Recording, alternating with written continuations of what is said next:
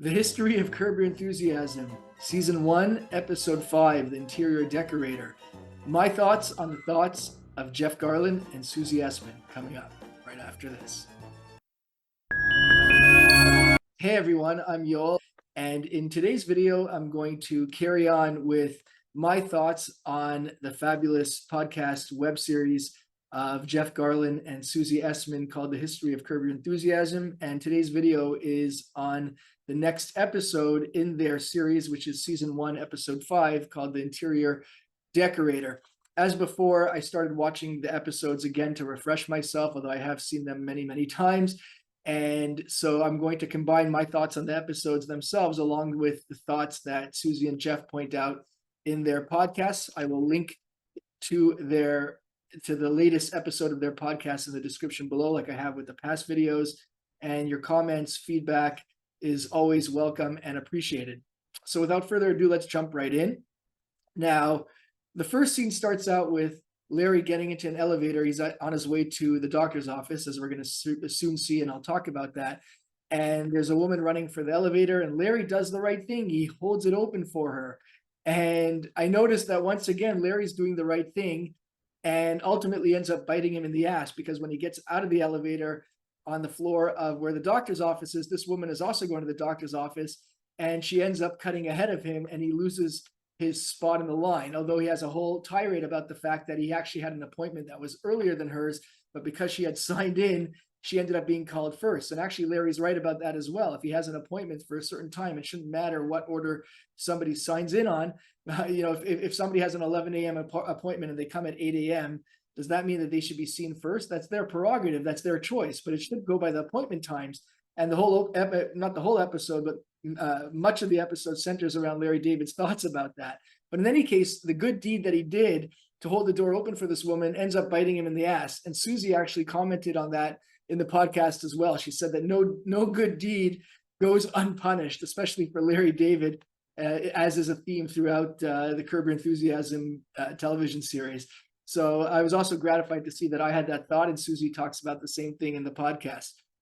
Something else that struck me was very funny. In the office, they've got the classical doctor's office music going on in the background. So if you watch the episode, you'll notice just how pronounced the music is. It's so classical doctor's office music, and that's something I wanted to point out as well. And also some nuance, okay, because Larry's already frustrated that the woman cuts ahead of him, and she signs in, and then he's all flustered, and then you see he's like getting annoyed by the plant that's in the way of where he's sitting in the waiting room, and the plant is kind of ridiculously situated. If people are going to be sitting there, the leaves shouldn't be going into people's faces as they're sitting. So they didn't talk. Jeff and Susie don't talk about this in their podcast, but there is that added nuance, the layer after layer that Curb Your Enthusiasm has, and just why the show goes so deep, and why there could be a podcast on it, and then a podcast such as mine, or a video series, a YouTube series on the podcast. That's how deep the show is, as I keep saying in my videos.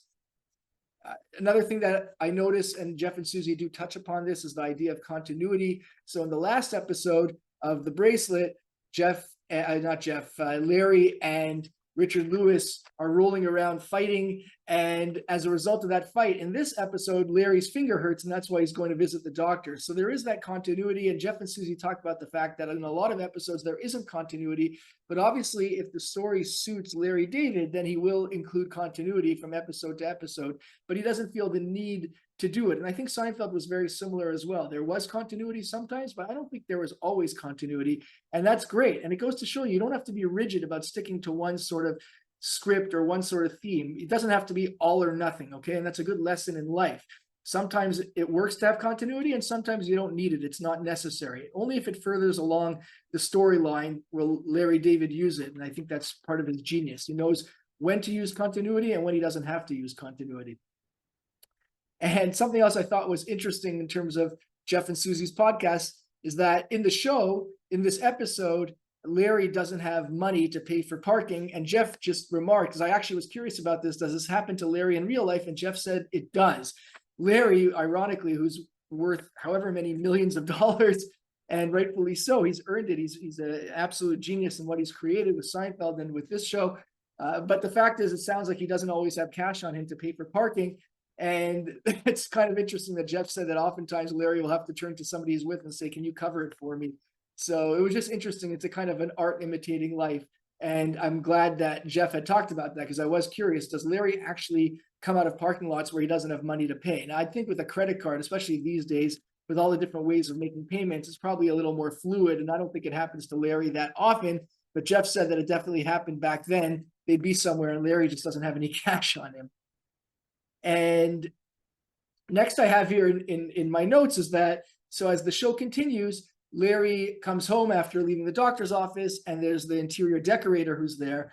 And Larry's trying to, actually the reason he's trying to reach Diane Keaton, because he was supposed to have a meeting with her, and because of the whole incident at the doctor's office and not having cash, he was late and he missed the appointment. As usual, Larry's in a position having to apologize, this time to Diane Keaton. And Diane Keaton leaves a message on Larry's on his voicemail machine. I don't remember what it's called anymore, because who has machines? Nobody. But the number gets garbled at the end, so Larry can't make out the number. And the interior decorator says, "Oh, she's a client of mine," but yet she refuses to give the number, even though she hears that Diane Keaton was clearly leaving her number for Larry to take. But the interior decorator won't give it to Larry. And Larry's like, "What, are you kidding me? Are you serious?" And Larry's actually, again, Larry is right over here. There's no reason for the interior decorator not to give the number. In fact, what the interior decorator shouldn't have done is she should have never said who her clients are. Why would she even tell Larry David that Diane Keaton's a client of hers?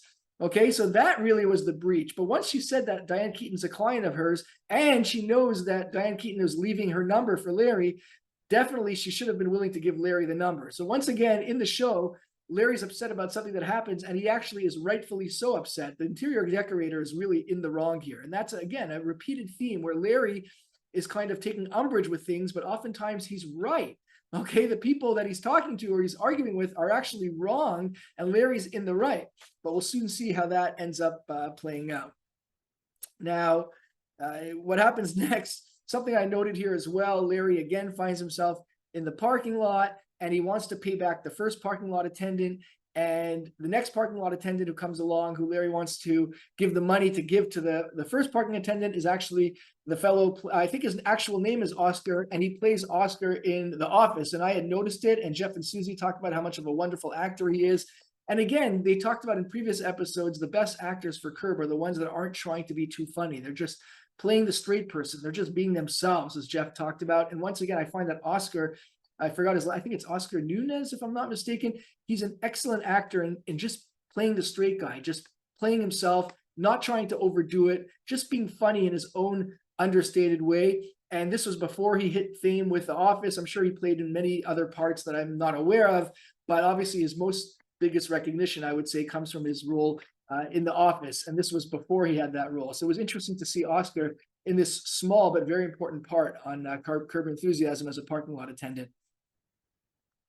And again, talking about Larry being right, Larry says to us, so, later on in the episode, I'm jumping around. You really have to watch the episode to get more context. I'm not going to sit and summarize the entire episode, but Larry finds himself leaving leaving the parking lot, and he doesn't have cash to pay for parking once again. But what he says is, "Hey, I gave you $10 last time. Some of that money was earmarked for the last parking attendant. It was supposed to cover $2. Now I have to pay you $2. There's still $8 left over from what I gave you, so just take it from that." And Oscar refuses to do it. He says, "No, that's not the way it works. You told me last time that you wanted to give the money to her. Now you're telling me something else." Larry's right. It was Larry's money to begin with, and Larry can decide what he wants to do with that money, what he doesn't want to do. Okay, yes, it can be a little confusing for the parking lot attendant to have to start switching what he's going to do with the money or not do with the money. But at the end of the day, Larry's saying the $10 is my $10.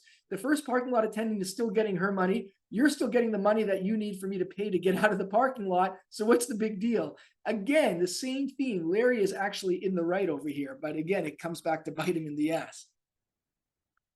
And there's another thing that I noted in the episode later on, when Larry's getting into the elevator, the parking lot attendant, the first one, is running for the elevator door, and Larry kind of fakes, he's pretending to hold the door open, and obviously fresh in his memory what happened the last time he held the door open for somebody. But just the way he kind of fakes like he's going to try and hold it open. "Oh, sorry. Oh, I'm sorry." And he's not really trying to hold the elevator door open. And I think that also kind of mirrors real life.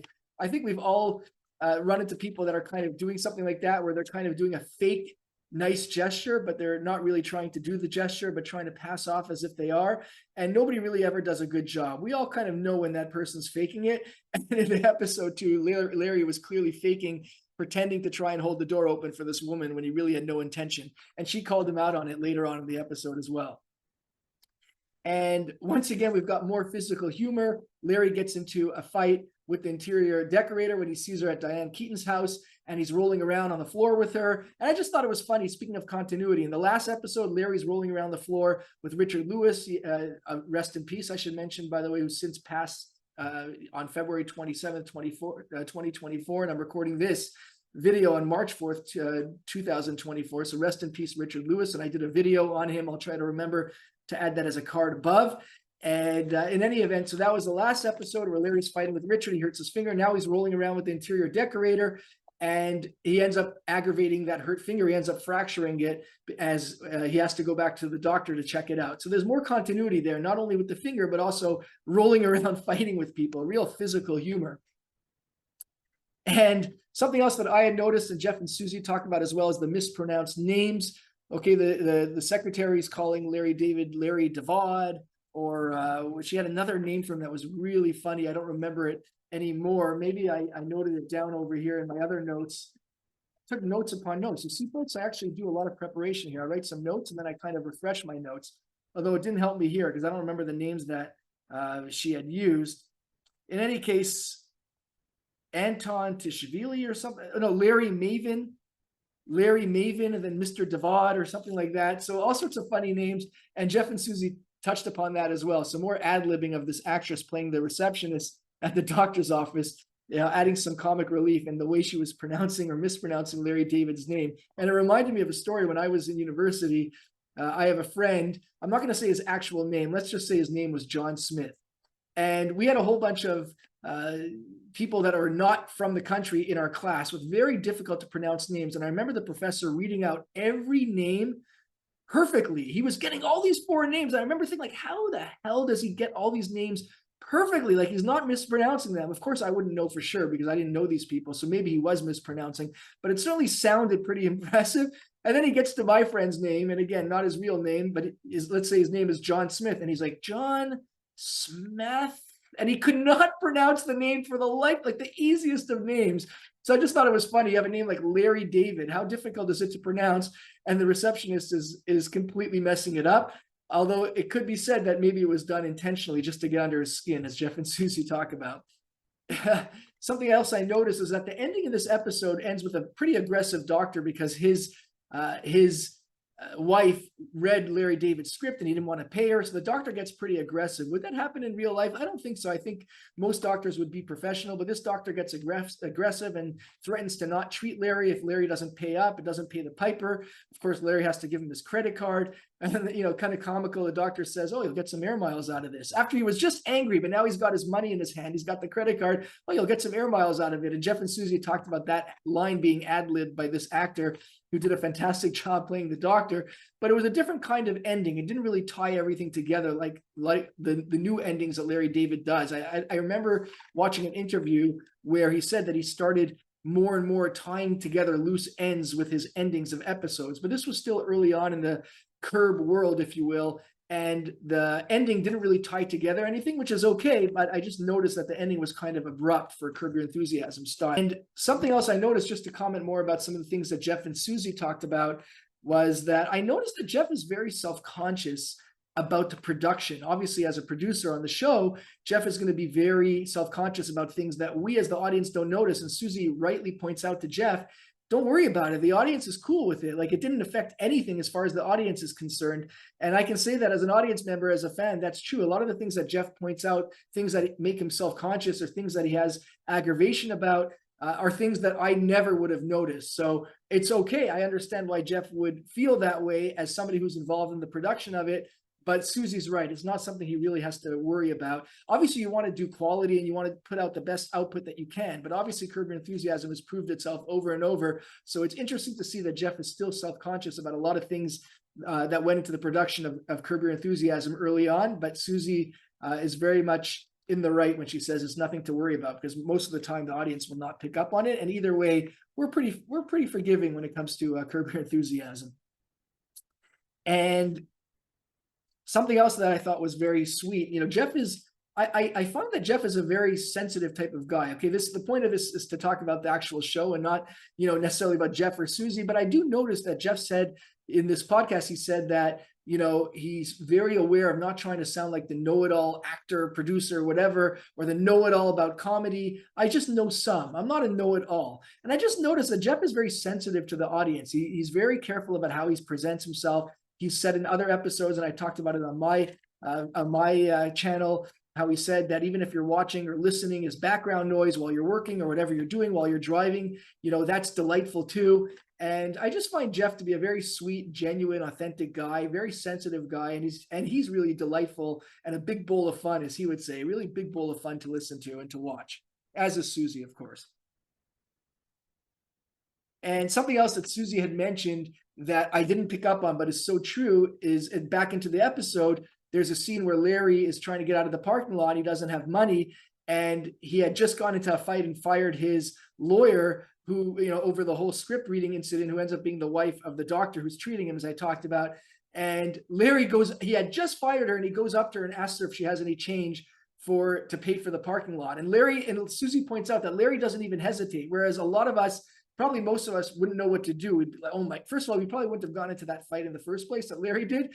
But the fact that if we had done that, would we have gone up to that very same person we had a fight with and asked them for money to get out of the parking lot? Maybe many of us would or wouldn't. I don't know. Let me know in the comments what you think, what you would have done in that situation. But the point is, Larry does it almost without hesitation, which is just so classical vintage Larry. You don't even see any sort of discomfort on his face. Okay, if it was there, he certainly let it pass after a minute, because this is Larry David. And Susie really, I thought, nailed it when she pointed that out in the podcast. So that concludes my thoughts on the thoughts of Curb Your Enthusiasm, on Jeff and Susie's thoughts, my thoughts on the show alongside theirs. I hope you found that to be, I wanted to say informative, but that sounds like a news channel or something. Entertainment, educational, that sounds wrong as well. I hope you found it to be entertaining, if I can say that. Again, not to be presumptuous. I want to kind of mirror Jeff and not make it sound like the entertainment is me. I'm just trying to highlight the entertaining parts of not only the Curb Your Enthusiasm episode, but also of what Jeff and Susie are talking about in their podcast. So I do hope you found the stuff that I highlighted, I'll say, entertaining. And once again, leave your comments, your feedback. And as always, I would be very grateful if you took a second, literally, I think it's a second, to hit the thumb up to show that you like the video. That definitely helps me. It also helps me if you subscribe to the channel, and helps yourself as well to not miss a future update. So it helps both of us. And as always, I'm grateful that you came to my channel, that you watched the video, or as Jeff would say, if you listened to it in the background, that's also delightful. And until next time, I look forward to seeing you at the next video. Hey everyone, hope you enjoyed that video. I'd be grateful if you subscribe to the channel. You'd not only be helping me, you'd also be helping yourself to not miss a future video. Your comments and feedback are always welcome. And don't forget to hit the actual like button on the video as well. Looking forward to seeing you at the next one.